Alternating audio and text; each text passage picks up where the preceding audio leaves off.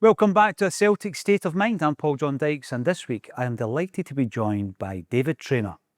Dave Treanor, welcome to Barra's Art and Design. It's an absolute pleasure to finally get you on A Celtic State of Mind. Thank you for having me here, mate. Wee bit of disclosure though, we go back a few years. A lot. 35. 35 years now. 35 years. You don't look old enough, mate. What I want to talk to you about, there's a massive subject, which is a tree in Glasgow that you're very passionate about. Yes. People might be thinking, really? But once you tell the story, it is relevant, and it's relevant to a lot of people who'll be actually watching this show. But we're also going to be talking about football. 35 years ago, we basically went to the same school, high school. And so you're thrown into a situation that actually prompted me to write the Quality Street Gang book, because I love the idea, Dave, right? You're a group of people all starting off a journey. Nobody knows where the journey's going to end and who's going to do that and that, who's going to be in the scrap heap, who's going to be successful. A wee bit like a group of footballers starting off their football careers. But we were in the same year at St Columbus High School, which has since been torn down in Dunfermline. We played football, we spoke football, we still do to this day. So when we go back to those days and we played for the same team, I want to talk to you about things like memories of the old school. I'm going to start off with boots. They were a big thing back in the day, weren't they? Okay. And I'm talking about the ones you put in your feet. Well, I remember the ones that you had.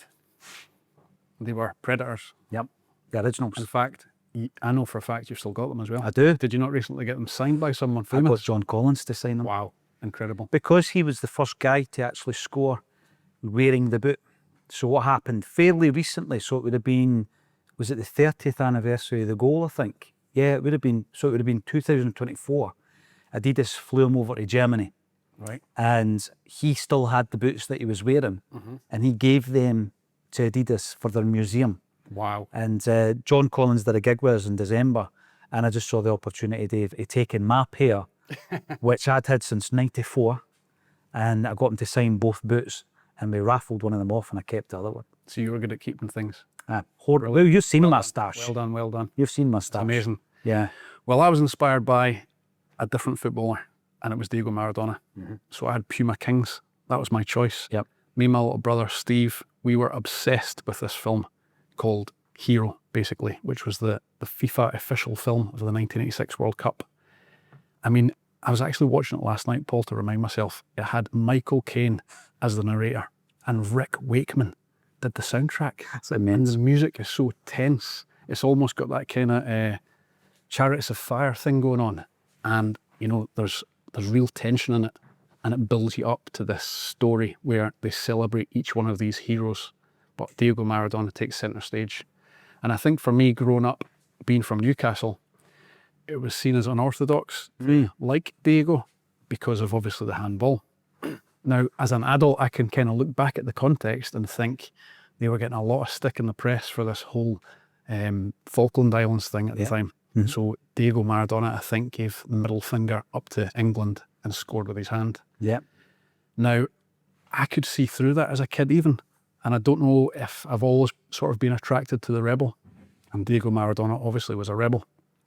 He was an incredible character. For all the problems that he had, he was still the best player in the world. He actually had his own trainer, and you know, I think the reason for that was maybe to get the what we'll say, substances out of his system by the time it came to Sweating out. Yep. sweat everything out before the next match. But for me, he was the ultimate hero. So I could see through the cheating because the second goal that he scored against England was so incredible. And I think my entire family kind of doubted my allegiances at that point, because they would kind of wonder why I would celebrate this character. And I think the official FIFA film had a big role to play in that. On the rainy days where we weren't outside playing football, we were indoors watching this. And we, you know, there's the likes of Enzo Francescoli, Yep. Socrates, Hugo Sanchez, even Michael Laudrup, and obviously Diego himself. Incredible. So my choice of boots were definitely the Puma King. Influenced by Diego. I always remember Burachaga played for that Argentina team as well. And, you know, growing up, the one thing that I think would make that film stand out is the fact that it was quite highbrow. See, when you're talking about the narration and then the soundtrack, right? Definitely. And I think for a long time, people look down their noses at football. When we're talking culture and the arts, they maybe look down their noses at football. But in time, it's almost as if that has come to a point where actually football fashion can be on, you know, a catwalk rather than just on a terrace. And films, you know, artistic films can be made, because there's been quite a few Diego films made. I think the one that I actually enjoyed more wasn't the one that was massive, with all the archive footage that came out just a few years ago. There's one who was, I'm going to say Costa Curta was the, I'll check that though. There's an older Diego Maradona documentary, and it shows you the man. Not Costa Curta, the footballer. No, not the footballer, but that's how I remembered his name. Right, okay. But I will check it. I've not seen that one. I'm desperate. Check it out. It's a wee bit more indie. Right, okay. But Maradona wearing the Puma King boots, the Puma King boots advertised in the pages of the shoot in the match, and then you became accustomed to them, and then you wanted to get them. That's how it worked back then, Dave. There was no, right, I'm getting a trend on my phone, therefore I must buy. Exactly. I know it was kind of passive in a sense, but it was also a bit more authentic because you were actually trying to emulate that player. You know, my brother and I would go out and literally try everything that we saw in this video. And it was our training manual, if you like. So having those big Puma Kings with the tongue hanging out over the front, which was a bit odd kind of thing. I'm sure it used to get in the way. You know, it wasn't quite as streamlined as the Predators, but there was something about it. I know, and in a way, in a different kind of way, it was a trend, but it was done differently. And I don't know, when I look back, I think, when I look back when I was a kid, seeing an advert in a magazine that I bought religiously, even Roy the Rovers, and then you wanted the football boots, it's slightly different. It's a wee bit more wholesome than the marketing that you get on your mobile phone, Dave. But that takes us back, you says, when we're out playing for hours on end. When I look at the youth of today, like when I look at an 8-year-old kid just now compared to how I went about my business, and I'm talking every single day, you played football now. If there At was least twice. I know. It wasn't just once. At school and at home. You'd squeeze it in. You know what I mean? Every time. Now, I sent something to you during the week because I was like, you know, we never made it as footballers, right? But I was trying to figure out how many games we played. Because if you were like me, you started under 10s, which meant you played a boys' club game at the weekend. And then once I got to primary 5 or 6, you played for the school. And for a couple of seasons, I played for a Saturday team and a Sunday team. From 10s to 21s. That's crazy. And I was trying to figure out how many games a season were you playing. So 20 to 25 for the school, 30 to 35 for your boys' clubs. Times it by 11 or 12 years, campaigns, and you're into the 400 and 500 games. So that begs the question, how many goals has Cristiano Ronaldo actually scored? I know. Way more than 1,000. Absolutely. Way more than Pele. we played more football was my point. We played more football than the kids of today. I was thinking about this morning, right? And I didn't want to come across as, oh, back in our day it was different, but it actually was. And I literally don't see any kids out in the street. Now, I know that there are lots of good ventures where, you know, guys take on young boys teams and they bring them on through the ranks. And I think those guys are absolutely incredible. They dedicate their lives to children and trying to, you know, emulate their youth, if you like. But I think the digital almost metaverse has kind of taken over a wee bit, and it's quite sad because, you know, kids, for all the tensions we have in life, one of the things that really was my outlet was playing football. You know, me and my brother used to walk up to the top of the hill and we used to pretend it was like a high altitude Mexican stadium. Do you know what I mean? But it was just on Winnie Hill in Inverkeithing. It's quite high though. It was quite high for Fife. We used to call it the divot, the hill and the divot. So we used to love going there, and that was our outlet. And you know, that did us the world of good. And like you were saying, we'd go there like once or twice a day, you'd maybe come home for something to eat. But see, if there was a game on, your mind was completely focused and you're in that moment being creative. And that was the other thing about football. I think folk that don't really play or never have misunderstand. It's actually a creative outlet. It's not just a physical pursuit, if you like. You could express yourself on the field. And obviously after Maradona came Cantona, and I know there was lads at our school, although I'm not a Man United fan, you couldn't help but love the guy because he literally was the artist of the football field. There's another thing about that I think there's a trend, there's a thread rather, right? So Maradona was tainted, Cantona was tainted, and I think that we do love a rebel. You said that earlier on. Attracted to these I know. footballers, honestly. They were probably my two favourites. They were amazing, but it's the cult element of a footballer as well that attracts you to them. A lot of people that played for Celtic who weren't the greatest players, like right now, and I don't say this for effect, my favourite Celtic player is Tony Ralston. Right, okay. And that's not because he's the best player. So there's other elements of a player's makeup that attracts you to them. I've got one. Jacob Murphy was my favourite. Is it? Now, I'm not seen as a rebel. He's a model professional, but he's sort of underestimated. And the contribution that he made to Newcastle last season was incredible. You know, I think he had one of the best stats in Europe. He was really good. You look at the youth of today, though, and they go for the razzmatazz. And a lot of that is the influencers online. So any kid in Scotland knows who Haaland is, who he plays for, etc., and probably a wee bit more than that. And then you move on to the obvious ones like Messi and Ronaldo. But in terms of the influence, it's completely different. It's almost like a drip effect on YouTube, even gaming, FIFA, Fortnite. Before you know it, it's just constant brands. But back in our day, it was different. And I don't mind going back because we're going to be talking about modern football versus old school football. What's improved, what hasn't improved. And all the way through this time, as the times are changing and we move into a modern game, there's a tree that's still standing there. And we're going to actually link it back into that as well, because that's very, very important. But I remember quite early on, Dave, you had the same accent as us. I thought you were a Fifer, and we're playing football. And it must have been, I don't know, half time or something, and we're sitting on the sidelines. And I asked you why you were wearing a pair of Newcastle United shorts. I remember them. They were black, the Newcastle badge, the wee panels down the side, Umbro, and they had the kind of crisscross shading, if you like, in the shorts. I remember that. And you're wearing them, and I'm like, I think I actually had the shell suit to go with that era as well. shell Which was suits. a belter, We honestly. could talk shell suits, man. In fact, the new home strip looks very similar to that.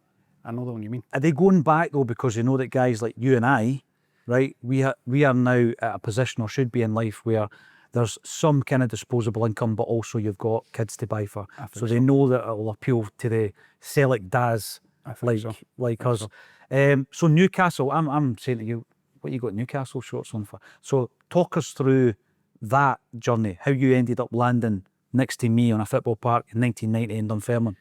Well, basically, I was born in Newcastle in 1978, and then my dad worked in the Navy, so we moved to Rosyth. So at the age of 2 years old, I was landed in Fife on the coast, and ended up going to St John's in Rosyth, and then St Columbus, where you were. But I've always supported Newcastle, no matter what. Don't get me wrong, I kind of fell out of love with them a wee bit during the Ashley era. You know, it's very difficult. If you're not a fan, you're not down there all the time, you've got work commitments and stuff. There was nothing really exciting to see. And it was a kind of dark time for the club. Celtic's had their own dark times as well. And we've had this resurgence recently with the purchase of the club and the Saudi ownership. But I'm not sure if the dreams that they sold to the fans are actually genuine or not. Can you separate, this is quite an important question, can you separate the fan base from the club in relation to, like you say, the money behind the club, the source of the funds? And you might look at that and say, ethically, I don't agree with that. But when I look at Newcastle fans, up until the other week there, and I want to talk to you about this, I was looking at Geordie's thinking, we've got so much in common in terms of the working class nature of it. And now I used to go down to St James's fairly regular in the 90s, not because I supported them, just circumstances. And whilst I was there, I would go to games. And the fans, the passion of the fans, I never saw any of the Union Jack or the unionism or any of that nonsense. I never saw any of that when I was down there. And it came as a bit of a surprise to me the other week, and people said to me, oh, you shouldn't be surprised. And I'm like, well, that's not the kind of idea I had of the Geordie. I'm talking about you, nicknamed Geordie, who I grew up with. And then in the 1990s, going to the games and being shoulder to shoulder with Newcastle fans, I was quite surprised. Were you? I mean, did you know that was there? To be honest, it's never been something that I've been conscious of. But then again, I was raised as a Catholic, so, you know, my family just weren't into any of that stuff. I do have people in my family who served in the armed forces and things like that. And I think to a large extent, what you're seeing in that right-wing section of fans is probably that militarism, you know, the sort of loyalty to the state, if you like. And we see it on the other side of Glasgow as well. And it's something that I find vulgar, to be honest.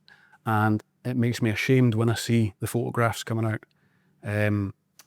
of the Newcastle fans during the game just a couple of weeks ago deciding to go to Rangers pubs. And I don't know to what extent the politics are genuine, and I don't know to what extent they're trying to antagonise the Celtic fans. But I did see some of the flags, and they looked pretty putrid, if you ask me. But that's never been something for me. I suppose I was handed my team by virtue of where I was born, and I've remained loyal my entire life, and I will still remain loyal.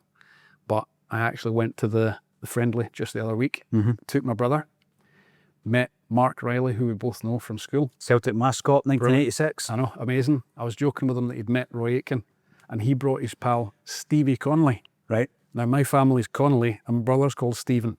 So there was definitely the Irish connection going on there. So I've never been into that myself personally. It turns my stomach. And I think that it's a series of misunderstandings and people, you know, maybe not educated in the right way, or just having these skewed beliefs because of their own personal history. Their family might have served in the military or whatever.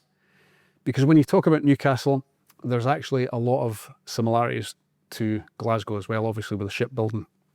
And I've actually been looking into the history of my family. So I know that my great-grandfather, he apparently lived in Hebburn in northeast of England and was adopted by an Irish family called Treanor, who then moved back to Monaghan. And I'm not exactly sure when this was, but this would have been maybe the early 1900s. And then because of a series of events that are similar to what's actually happening right now with tariffs going on and, you know, potential world war, if we want to look at it that way, he ended up getting pushed back out of Ireland and had to come to Newcastle to look for work.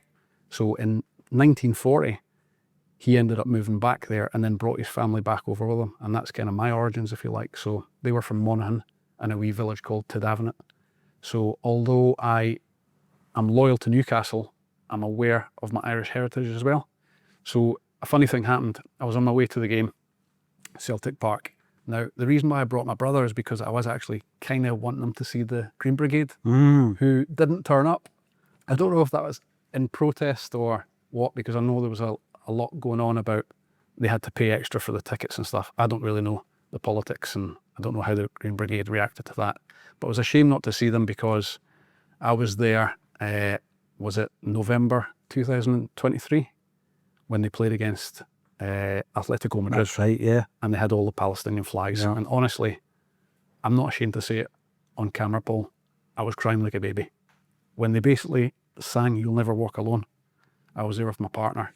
And what a powerful effect that is. It is. Honestly. The emotional outpouring that you feel. And people might think you're absolutely daft.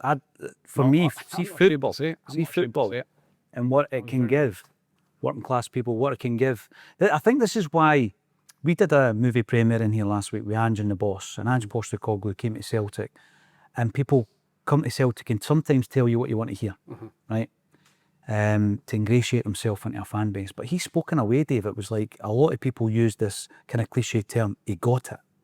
But the reason he got it is because he was an immigrant coming over from, you know, where he moved from Greece to Australia. There's a picture of him standing with his number, Right. you know, and on a boat, and he didn't know where he was going, didn't know the language. There wasn't a house and a job set up for his A young boy, aye? Aye, just a toddler. Right. So when he's talking about what an immigrant club means to the people that follow it, he knows what he's talking about. The club he played for was South Melbourne Hellas. It was the Greek immigrant club over in Australia. Ended up winning 2 titles with him as a player, 2 titles as a manager, and became the captain of a team that was managed by Ferenc Puskas. I couldn't believe it when I heard Brilliant. this. I love How this. incredible is that? But this goes back to the greats. We're talking about Maradona. So Maradona was our era, but you were aware of Cruyff, you were aware of Pele, Di Stefano, Puskas, maybe Gerd Müller. And you were talking there about that documentary. We'll jump back and forward, by the way, through it. And that was something that I was aware of. There's another one actually from previous times, maybe made by the BBC, and Pele. It follows Pele's journey as well. Was it The Boys from Brazil? Potentially. I'm pretty sure we had that on An VHS older as one. well. Aye. Well, see, the VHS I had was 101 great goals, right? And it was a Gillette production. So my dad probably bought 8 shaving razors, right? And got it for free. I got it for free. And I played that to death, but it stopped in 1990, right? So it was all the World Cup goals up to 1990. Bizarrely enough, it shows Maravchik getting sent off for Czechoslovakia against West Germany Right. in the quarter-final of the World Cup. Right.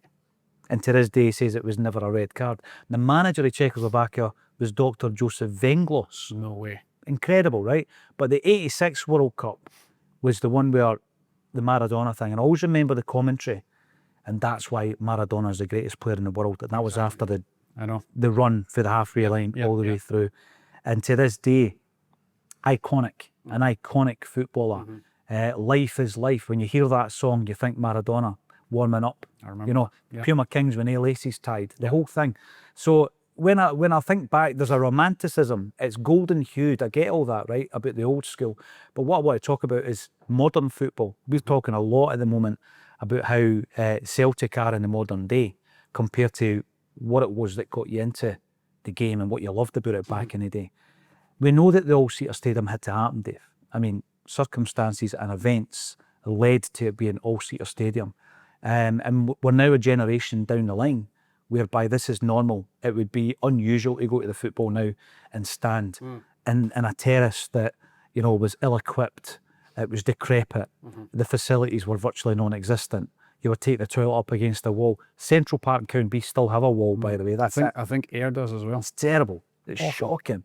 The food, the drink, the macaroon bars, the Wrigley's chewing gum, Spam pieces, whatever it was that you were eating, compared to today. So I see the improvements, but there's a bit of the soul being lost. Not in the fans, but by the clubs themselves. And this is the big thing. There's a disconnect between the fans, the culture of the fans, and the actual club, because the clubs continued to get richer and richer and richer. And for me, get further away from the ideals of, or the ethos, if you like, what me as a football fan believe it should be. Do you feel the same? Because English football's done that to a much larger extent. It's kind of lost that connection to its real hardcore fan groups. Well, I think Newcastle, when they had the new owners, and especially when Amanda Staveley came in, they obviously put out this Amazon documentary, okay? And after the Ashley era, the fans obviously couldn't help but want to be optimistic and want to have hope. However, hope can be commodified, Paul. And I genuinely believe that what we're now seeing is the real version of Newcastle that's coming out, where they're struggling to sign players. They're having to sign Isak. I understand this PSR issue, and they have to show more revenue on the books. But I don't really see that the statements that were being made by Amanda Staveley when she first came in are anything more than marketing. I have to be honest. And you can't help but think that sometimes the fans or the working class are again being duped by these dreams and these statements. And I think you're better to judge a club on what it does rather than what it says. And the communication isn't actually great that comes out of Newcastle United Football Club. Now, I'm not, you know, as close to the club as, say, my uncle is. He's been a fan his whole life. And for a large part of his life, he had a season ticket. But yes, I can't help but think that the fans are sometimes easily led up a garden path. It's because it's never a choice to support your team. No, Dave, exactly. You know, so you can't just, it's not a choice like it would be with a brand of clothing, a shop, your political party. You know, you can change all of these things. Yep. But you don't change your football club. No, I know. Unless you're Sean Connery. What's his story? Oh, you know what? That's something that you could probably have a right good discussion about that, because right up until the early 90s, he's still going to Celtic games. Right. Terry Cassidy, there's a picture of him and Sean Connery, and he gets interviewed on one of the Celtic magazine videos, because back then there was no YouTube channel, and they actually sold you every quarter a video for like $12.99. And there was an interview with Sean Connery, so we're talking early 90s, still a Celtic fan. Right. There's pictures of him in the dressing room, pitch side and all that in the 60s with Billy McNeil and Jock Stein. So how that came about, I'm not sure, because his connection's Edinburgh, right? And he played with Bonnie Rose, Sean Connery, just before Pat Stanton Must have signed. been a centre-half. I don't know where he played, but that apparently he wasn't that good. According to Pat Stanton. He's better acted. Aye, absolutely. So Yeah, and then what happened was, I think it was one of these opportunistic things by David Murray, where Fergus McCann, and I asked Tom Grant about this, he thinks it was before Fergus McCann, but my memory is Fergus McCann came in, and a lot of the things that he was doing was, why are all these people coming into Celtic games free charge? Right. Okay. Why are all these people on comps? Okay. Right, various groups of people who had gone to Celtic Very for a long focused on time. costs. And he was like, why though? Very If they're not going to pay, they're not coming in. Aye. Are they employed by the club? No, well, they're not getting in. It was one of the ones, right? Fair enough. Straight off the bat. He was getting shown around the stadium, probably by Tom, because he was a stadium manager. And there's a big green box on the main stand, you'll see it. Yeah, yeah. Big green box, right? one. That used to be the press room. Right. So if you've ever been in it, if you do the tour, if you're lucky, the tour guide will take you in. They don't always take you in. It's the best seat in the house. So Fergus McCann's getting shown around the stadium and gets taken in, and he's like, is this where the press guys go? They press guys that do nothing but berate us. They press guys that have got an agenda against us. No, the press aren't coming in here. This is a hospitality. This is corporate. And it was just all these wee things. I mean, that it's changed. almost like a cultural purge, isn't it? You're Yep. coming in and basically changing it. It's a revolution, and you have to basically wipe the slate clean. There's people, there He was had the people, courage. He had the courage to do it, though. the courage, and I think the courage, Dave, is to be disliked. Do you have the courage for people to say, I don't like you, I don't like your approach, I don't like what you've done, you're not welcome here, you've not been to a Celtic game in 30 years, whatever it is going to be your response to that. But he had the courage to do that. And apparently his character was that he didn't really care because he was so focused on the end game, which he got He to had a big vision, massive, and it seemed to materialise. massive. So when he actually was telling the fans what he had in for the future of the club, he meant it. yeah, And I don't believe in the messages coming out of Newcastle. I honestly don't. there's so many, it's almost like AI corporate messaging. Definitely. You know, it means nothing a lot of the time. It's sterilised. They don't really have an ethos. They don't have a meaning. But, you know, we've been sold this. If you only stay with us in a few years' time, it's going to be like this. There's problems getting planning permission for the new stadium, for example. I mean, there's a street at the back of the club, back of the stadium. There's a conservation area that they can't knock down. The flats are right up against it. It's Victorian era tenements. So I don't know what's on the cards for the future, but the messages are confusing. They are a bit fluffy, if you like, and we're not seeing it on the pitch in terms of purchases. So for me, when I attended Celtic Park to watch the Newcastle game, the friendly just a couple of weeks ago, I couldn't really concentrate on the game because the biggest bit of news for me was Isak wasn't there. Not only was he not playing, he wasn't on the bench, he wasn't even in Glasgow. And it's the first thing I said to my brother. So we're standing, we were sitting just down from the North Curve, basically. And I had my mid-90s Adidas Classic on. You know, the Shearer era, basically, the 96 with the grandfather. Yeah. I was loving it. I was like a wee kid again, do you know what I mean? I bought myself that as like a special purchase just to go to the game. And there was a few other Newcastle fans in the Celtic end as well. There was also a few lads in the toilets going, you're in the wrong end, mate. Really? I was getting properly wound up. Oh, yeah. Aye, it was brilliant. See the thing though, talking about, and I forgot to say at the time, when you were talking about that element who came up, who attached themselves to, or were basically attached to by the Rangers fans, the bars, etc., right? Like-minded people, perhaps, same state of mind. The flip side of that, Dave, is that we in here at Bad had a fan zone which was mobbed.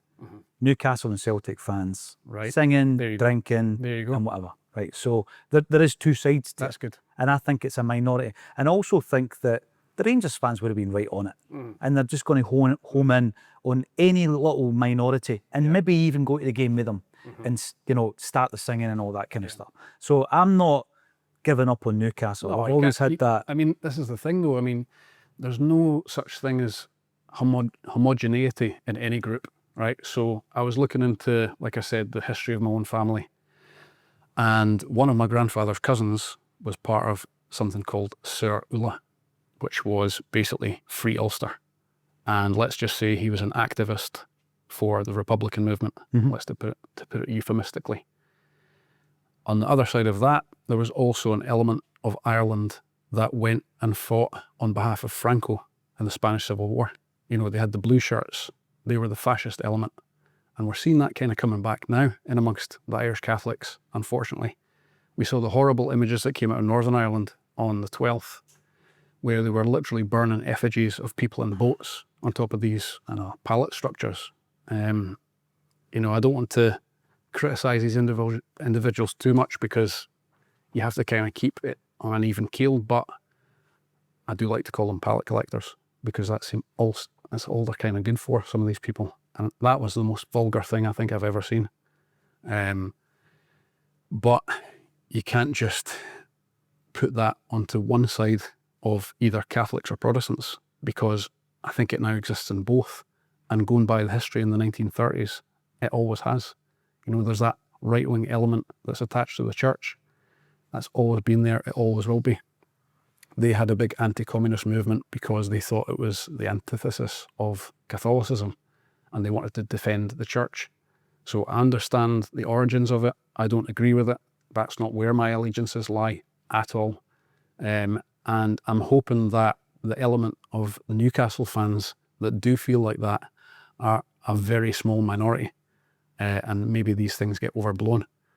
But the press and the media love to make you think that that is the cultural hegemony, when I just don't believe that that's true. No, I think most people are sort of clear thinkers. You know, it is very confusing. There's lots of political tensions going on at the moment. And sometimes people get duped by the propaganda. It's all over the place. It's constantly drip fed. And, you know, that is the expression to use. It's like a cultural hegemony. You're not allowed to believe maybe what's actually true, because the culture doesn't want you to. And so there are certain elements that sort of fall for these things where it could be easily explained. You know, after Brexit, for example, the rules on the Schengen movement, the Schengen Agreement, dissolved overnight. So where we would have had white immigrants coming in from Poland and now Ukraine, who maybe could blend in to the untrained eye, because they're no longer allowed to come here, we're bringing people over from Africa. And it's just as simple as that. It's a political and economic decision. And I don't believe for 1 second that these people are all coming in boats. I know for a fact they aren't, because I've met some of them. I work as a tree surgeon, and where my yard is next to a farm. The next farm along basically grows rhubarb. And on a daily basis, first thing in the morning, there are swathes of people from West Africa coming along to pick rhubarb. Mm-hmm. Are you honestly trying to tell me, Paul, that these people would get on a boat and come here to pick rhubarb?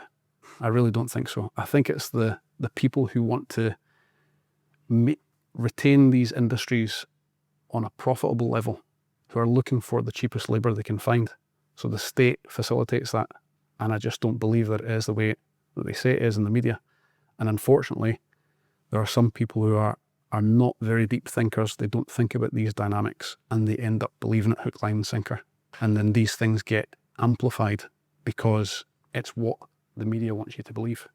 When did we wake up to that though? Because you and I will both know people who haven't, who won't question the message, the propaganda.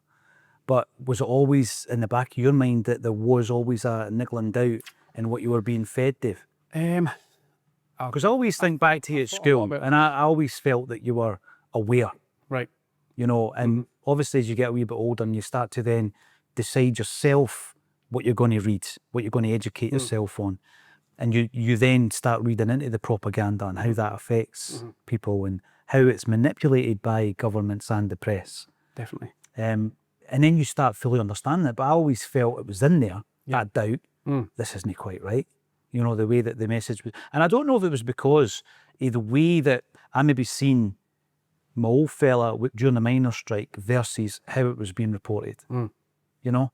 And then we saw a completely different scenario, but how Hillsborough was reported. Exactly. Versus real life. Exactly. And then you started thinking, wait a minute, real life versus the propaganda machine's two different things. Absolutely.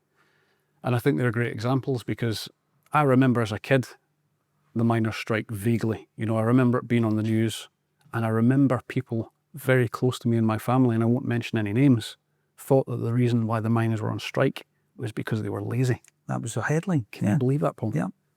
I'm sure it was and to this day, those people who are close to me are still falling for the same wrong messages that the media wants you to believe. They don't want you to think deeply about these things. I'll bring up the case of the Sycamore Gap. Let's just even think of this one, right? And this will be controversial when I talk about this. because I absolutely do not condone cutting down a tree like that, which has so much meaning attached to it. You know, people can argue it's a sycamore, it's a weed tree, and all this nonsense, right? It's part of the heritage of the people who live in that area. And beyond that, it's been in films and all sorts. The chaps, the gentlemen, the rogues who cut this tree down, we didn't find out what their motive was, Paul. Why do you think that might be? Because their noses were out of joint, because they had been refused planning permission. So this chap was living on a piece of land. They didn't want him there because there's this World Heritage Site buffer zone. I'm not saying I'm sympathetic to these guys, but these parts of the story, which are pretty crucial for context, are never told to us. And you have to go looking for these reasons. You know, people don't just act like that for no reason. And I think one of the most important things on either side of the coin is to try to understand why people behave in the way they do. You know, there are certain motives that people have. I think my own personal history is quite unique. So, and maybe this is the way that I'm not easily duped by these things, or at least I think I am. Please tell me if I'm easily duped, Paul, and I'm kidding myself on here. But I was born in Newcastle. I grew up in Inverkeithing and Fife, for the most part. I went to school in Rosyth. So straight away, there was sectarianism. I was an English Catholic bastard. I remember waiting for the bus in Fraser Avenue, which was one of the roughest parts of Inverkeithing. That's where we lived, basically. We were poor. We weren't that poor, but we were poor, relatively speaking. And there was a couple of twins, let's say, and anybody who's watching this from Inverkeithing will immediately know who I'm talking about. Their father would go about in a Rangers top every single day. And these boys constantly call me English Catholic bastard, English Catholic bastard, English Catholic bastard. So very soon, for me, I detached myself from being English, if you know what I mean. I still class myself as a Geordie, if you like, even though you would never know now from my accent. But that was my heritage. You know, I didn't feel like I was English. So then, having lived in Scotland now for 45 years, believe it or not, I actually don't consider myself to be Scottish either. And I think there's this thing about nationalism where I understand that people have their own reasons for self-determination to try to, you know, yoke themselves away from Westminster or whatever you want to call it, or the ruling class or imperialism, whatever it may be. Because I didn't feel that I was English or Scottish, I think that I'm detached from the ability to then feel any sort of xenophobia, if you like. And there's a beautiful song by Dick Gaughan, who's a Scottish folk artist. And this is a big influence on my life as well. It's conscious music. You know, I love the anthems. I love the Stone Roses. I loved Oasis when I was a kid. Oh, I know. You know, I love hip hop. Irvine Beach. I love hip hop. I love DG Premier. I love Wu-Tang Clan. But I also love these folk songs that actually teach you about life. Storytelling, isn't it? You know, they teach you about history. They teach you about reality. They have truths that are in them. These songs are absolutely timeless. And there's one called Both Sides of the Tweed. And I think of myself as that. You know, I'm neither English nor Scottish. So therefore, I don't really have an enemy. And I think that's maybe where it comes from. Great place to arrive at, though. There's another song you should check out. I might have sent it to you, called Nowhere Is Home. Right. By Dexys. Yes, you did. I love that one. And he talks about obviously being of Irish heritage. Aye, exactly. Born in England, but nowhere is home, because he doesn't ever feel as though... And by the way, there's two sides of that. He doesn't ever seek to feel as though he belongs, but at the same time, there's the positive side of that, which you've just described. Well, you should be able to go anywhere. You feel free and you remain unbought, if you like. However, you also feel a little bit kind of at odds with yourself at times, because you feel like you don't belong to a group. And I think that's probably why I ended up becoming quite individualistic, and not in the bad sense of the word. What I mean is more self-reliant, I suppose, and became self-employed as a tree surgeon, you know. That's another thing we've spoken about, Dave. It's going back to us starting school and a group of guys, and anything can happen at that point. And you look at some of the people and you think, potential, spilling out of this one and that one, be that musical, artistic, football, massive thing for us. How many good footballers did we have, Paul, in our school? You know, this is the thing. Loads. I think there were. I do. And I don't know if that still exists. I can only gauge it on, let's say, my nieces, nephews, my son. And I'm not sure the quality's still there, Dave. And I'm not saying we were good enough or should have made it or whatever, but I just think the general standard, but it goes back to playing 400 or 500 games before you're 20-year-old, which is absolutely nuts. And that doesn't include all the training, playing when you're not training. I mean, I played every single day. Even if it was snowing, right? I'd go in the garage and there was a space in the garage just to keep you up with a light on. Well, I particularly remember on a Saturday, we played for the school at 10 o'clock in the morning. I was trying to figure out what time it was actually. It was 10 o'clock in the morning, no matter what the conditions were. I remember ripping my legs open on like frozen pitches. I know. And those games should have They were never They had been cancelled. postponed, but they didn't have room in the schedule to be postponed and then like rescheduled or anything like that. So Even though the school's been torn down, by the way, the goals are still there, Dave. right, They're still in that field. we need one last game of 5 a kicking, don't we? We're reviving a kicking. Oh man. But what I was going to say was we would play at 10 o'clock in the morning, Paul, and then I would play at 2 o'clock in the afternoon for a scythe rec. I know. I remember hobbling back into the house at 4 or 5 o'clock in the afternoon, having played 2 games in But one day. nothing of it. But how on earth is that good for the development of the footballers of the future? It is not. It's not. It's not. Don't get me wrong, at the time I didn't know any better. But looking back on it, you would practice with a size 5 all week. Like you're saying, you'd play every single day. In the morning before school started, we would play. At the first break, we would play. At lunchtime, we would play. And then if you had a wee bit of time at the end, you might play again. This is every single day of the week. And then at the weekends. But you'd be playing with a size 5, Paul. Yeah. And then on a Saturday, they had this harebrained scheme that they'd throw a size 4 on. I know. And it made all the difference. It was like an anathema to what we were used to. I know. So I think these ideas are conjured up in an office, but what people really need to do is go onto the sort of grassroots level and see what the kids are doing.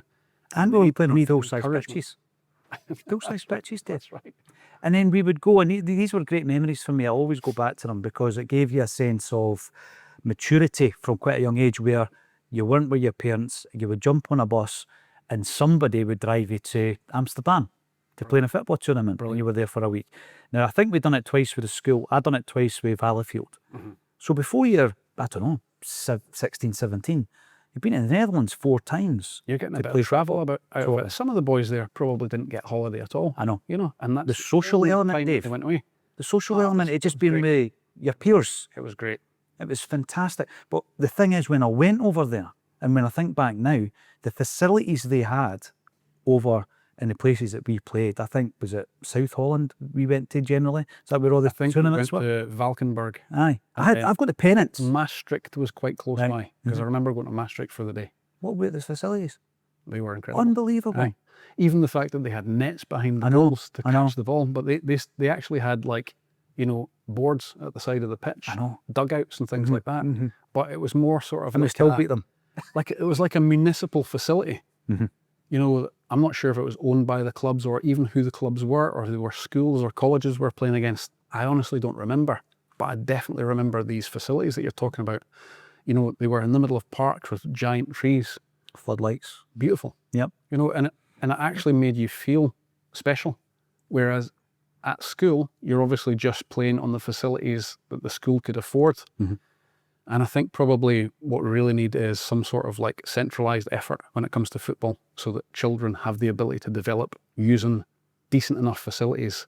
And for a start, don't use a size 4. I don't know if that still happens anymore. And don't price them out the market, because the best footballers have come from working class backgrounds, Dave. Historically. Right? They have. Aye. And it's think like that- money. Is that different now though, Paul? Well, money's killing it, isn't it? Is it not more middle class parents who actually have the ability to take their children to all these things, drive them up to train for the likes of Dundee United? Yeah. Or even some of the lads were coming across from Fife to play for Celtic, if I remember correctly. Yeah. Well, we knew, obviously we had quite a few people got signed up across the way over that 6-year period. Some really good, talented footballers. Some of them made it, some of them didn't make it. I remember watching Sky Sports one night, and Jimmy Watt was playing for High Valleyfield, James Watt, playing left back for Scotland. Brilliant. Under 16s against England, against Wales. Play left back. He did. He played left wing for us, and then Okay. left back. Right, okay. Captain. He was the captain of the team. Wow. And this is a wee guy for the village. Well, it wasn't that wee, but from the village, you know. So it was a thing back then, though, wasn't it? If you weren't wee, Paul, I know. you kind of had a better chance. You did. If you think of some It of was the best blood and footballers gusto. ever, I know. these guys are small. But for some reason, when you're a kid, it was all the big lads. I've said this before and I'll say it again now that actually I'm in the presence of somebody who can argue the toss. I think the best player that we played alongside, and people have gone, we've never heard of him. Of course you haven't. Coco Bonner. Oh, a fighter. For Ballingry. A real fighter. Yeah. He was a man before any of us. So I've heard. I have a soft spot for Coco. He was in my class at school. And if ever you've seen grit and determination and a fighting spirit on the football pitch, it was him. He could single-handedly change the outcome of a game. Yep. And I used to love him because, you know, he just had this buzz about him as a kid. He was absolutely fearless. And I think, did he play centre forward? Yeah, just left wing centre forward. But he was more like a sort of, that's right, aye, left wing, aye. And I remember his thighs being like Roberto Carlos. It was just at the age of 11, bizarre. 12. It was bizarre. You know what they were feeding the him in Ballingry. physique was unbelievable. We digress. One of my greatest memories of when I watched the European Cup final in 1967 is how unusual the Estadio Nacional looks with the trees. Now, here's a wee story for you. So Jimmy Johnson, the academy is based at Cathkin Park. Right. And he said to his wife at one point, he says, oh, I love it here. I love it at Cathkin. It's great. Now, he had played there when it was a stadium that was used by Third Lanark. But obviously it's all overgrown. And he says, you know, it reminds me of the Estadio Nacional because of the trees. Right. And that just stuck in my memory because even as a kid, you're watching it, it was unusual. There's a stadium, but you can actually see the... I haven't seen the photos, but I'll need to check it out and try and identify them. Well, the thing is, Dave, obviously we all have different interests. I get into writing about football, talking about football, and you are a tree surgeon. But that takes us right up to the here and now. Some people might recognise you because you have been in the media a fair bit. You were in the Glasgow Times today. Yeah. Talking about something that you're passionate about. And I love the fact that Stuart Murdoch from Bell and Sebastian supporting your campaign. Tell us a wee bit about it. So basically, I have been a tree surgeon for 15 years now. And we've all been in the place where we don't know what direction our life's going to take. And I remember all this time ago thinking to myself, I feel a bit of a quandary here. I had studied marketing at university and I then went on to work for B&Q and IKEA as a retail manager. And that kind of was taking over the room that I had in my life to play football. And I always remember feeling that I was at a loss because I had nothing physical going on and the shifts were taking over my life. And I remember at a desperate moment in my life, you know, I almost said a prayer, Paul. Not quite, but I kind of asked for help. And I put it out there. What is it I'm actually supposed to be doing with my life? And the voice inside, if there's such a thing, somebody's going to end up phoning the cops on me here. But I did have a voice inside that said, you need to teach people about nature. I remember thinking how absurd that sounded at that point in time because I literally had nothing to teach. I didn't know anything about it. And through a series of kind of events, at one point we're thinking about moving to New Zealand. And I looked at the skill shortage list. And it's an A to Z list where basically whatever jobs they're looking to fulfill, they look for people to come from all over the world and they give you a visa if you've got 2 years experience. Right. And A for arborist, which is the real word for tree surgeon, was quite close to the top.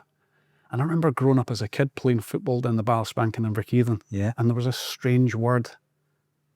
I now know that it's Husqvarna, but I always wondered why there was no U after the Q. It's a Swedish word. And it's a manufacturer of chainsaws. And this word would come back into my life at a later date. So I embarked upon this goal of obtaining this visa to move to New Zealand. And I basically studied arboriculture at college. And then ultimately what happened was I started my own business pretty quickly. And I loved the physical element. It was probably as close as I'm ever going to get to being paid to be a sportsman without actually being a sportsman, because there's a huge physical element to the job. So I fell in love with the job, and over the years, you know, slowly but surely learned more and more about nature and about trees especially. And then there's this one particular tree in Glasgow. It's called the Argyle Street Ash. It's a fantastic story. I'd never heard of it And until I'm so you glad started speaking that about it. you've allowed me to use this platform to share this story, Paul. So I started working on this tree 5 years ago. I knew of it because it's so prominent in Glasgow, you can't miss it. If you're ever in Finnieston and you look up Argyle Street, you can see this tree. It's higher than the flats that it stands in front of. So I felt kind of honoured to be given the opportunity to quote for this job. Now, it was declining from ash dieback, which is a fungi. It's a disease that's decimated ash trees all across the UK. And basically, we were there in the first instance to kind of remove the risk to the public of all these dead branches that were overhanging what is one of Glasgow's most busy thoroughfares of Argyle Street. There's lots of students walking underneath. There's lots of cars going past. And the tree belongs to this chap who lives in the flat behind the tree. Okay? So he asked me out and I thought, okay, we can do this job. So we ended up getting a cherry picker because it was just too complicated to climb with ropes and a harness, which is what I would normally do. We made 3 visits to this tree and we started to remove the dead wood. And then it kind of dawned on me that this tree wasn't declining as fast as some of the other trees. So it sparked my interest and curiosity, if you like. So I started to look into this and I realised there was an academic paper that had been written that was sort of like a literature review of everything that's ever been written on the subject over the last 10 or 15 years. And I realised there were certain quirks of this tree's existence that meant that it was resisting this disease that people thought was like the death knell for that species. Yeah. And I started to question that and thought, this doesn't look as if, to me, this tree is actually succumbing to this in the way that some others are. And you can actually look over the road and see ash trees that are completely dying within 100 metres of this tree. So this sort of leads me on to the genetics versus environment argument. Yeah. Okay, so the interesting thing about this tree is it's a defiant giant, Paul. It's a Glaswegian tree. You know, it's sort of like giving the middle finger up to what everybody thinks is inevitable. Yeah. And it's hanging on for dear life. So I kind of like this tree. This tree in itself was a kind of rebel, if you like, going back to the early like interest in Diego Maradona and all that. Sounds daft, but it kind of was. So I thought, do you know what?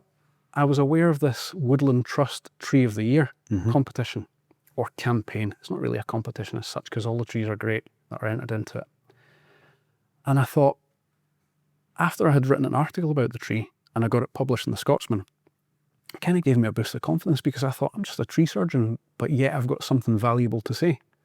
And I thought, I think this tree deserves to be nominated for this campaign. And then I got the feedback a few weeks later that this tree had actually been shortlisted.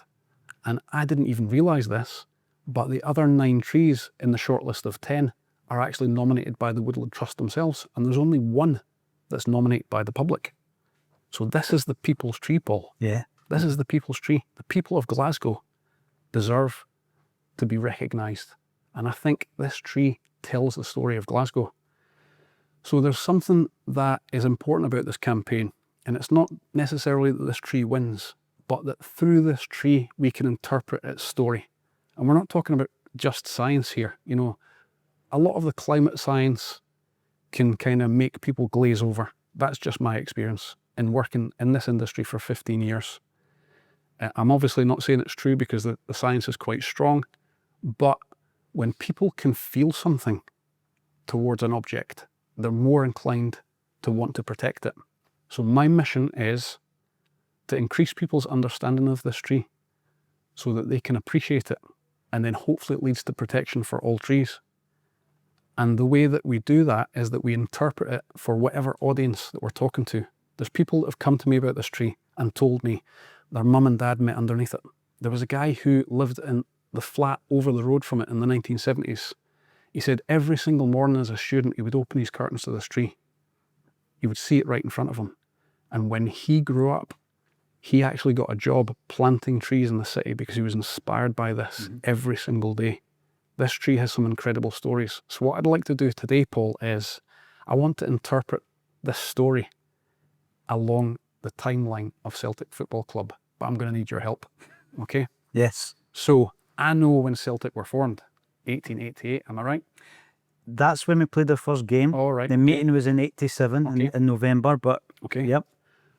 When do you think this tree was was planted, if you like, Right. Are we talking 20s or 30s? 1850 or Wow. thereabouts. All right, so it's older than Celtic Football Club, Yeah, Paul. yeah. It's still there. So let's take the timeline on a wee bit. It was there in the mid-1800s when Glasgow was the second city of the empire, and the smog apparently between 1850 and the early 1900s was like nothing you can imagine. This tree endured that and survived. Mm-hmm. It lived from horse-drawn trams. I didn't even know that was a thing. Horse-drawn trams to Teslas. Yeah. I think that that's incredible. So we go from 1888 when Celtic played its first game. By that time, this tree was already, 30, 40 years old. So if we take it along a bit, Argyle Street had these sort of electric cables. And I think that's kind of one of the quirks of luck that this tree had, because ordinarily you might see something like that as a nuisance. And I hope you can share some photographs with the viewers. Yeah. This quirk of luck with these cables being in situ meant that the tree couldn't be removed. Now, those trams ran from the late 1800s all the way to 1962. And at that point, the tree endured because of its conditions, if you like. It was there in 1967, Paul. It was already fully grown. Yeah. Now, we know this because in 1935, there was an article written about this tree by a man called James Cowan. I've actually got his book here. It's called From Glasgow's Treasure Chest.